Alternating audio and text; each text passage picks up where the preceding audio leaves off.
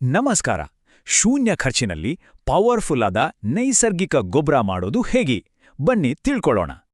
ಮೊದಲನೇ ಪ್ರಶ್ನೆ, ಖರ್ಚೇ ಇಲ್ದೆ ನಲ್ಲ ಗೊಬ್ಬರ ಮಾಡಕ್ಕಾಗುತ್ತಾ? ಖಂಡಿತ ಸಾಧ್ಯ.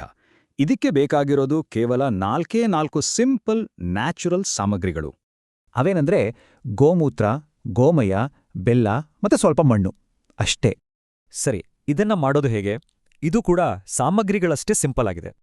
ಮೊದಲನೇ ಸ್ಟೆಪ್, ಈ 4 ಸಾಮಗ್ರಿಗಳನ್ನ ನೀರಲ್ಲಿ ಹಾಕಿ ಚೆನ್ನಾಗಿ ಮಿಕ್ಸ್ ಮಾಡಬೇಕು.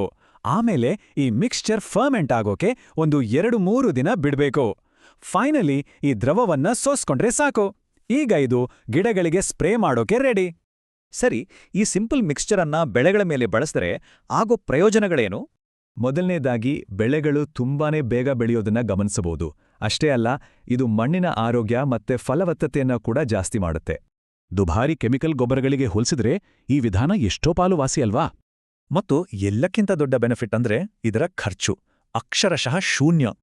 ನೋಡಿ, ಈ ಸಿಂಪಲ್ ರೆಸಿಪಿ ಬರೀ ಒಂದು ಗೊಬ್ಬರ ಅಷ್ಟೇ ಅಲ್ಲ, ಇದೊಂದು ಪ್ರಮುಖ ತತ್ವ. ಹೌದು, ಇದೇ ನೈಸರ್ಗಿಕ ಕೃಷಿಯ ಅಸಲಿ ಸೀಕ್ರೆಟ್, ಪ್ರಕೃತಿಯ ಜೊತೆ ಹೊಂದಿಕೊಂಡು ಹೋಗೋದು. ಹಾಗಾದ್ರೆ ಪ್ರಕೃತಿ ನಮ್ಮಿಗಾಗಿ ಇನ್ನೂ ಎಂತೆಂಥ ಸೀಕ್ರೆಟ್ಗಳನ್ನ ಬಚ್ಚಿಟ್ಟಿರ್ಬೋದು ಅಲ್ವಾ?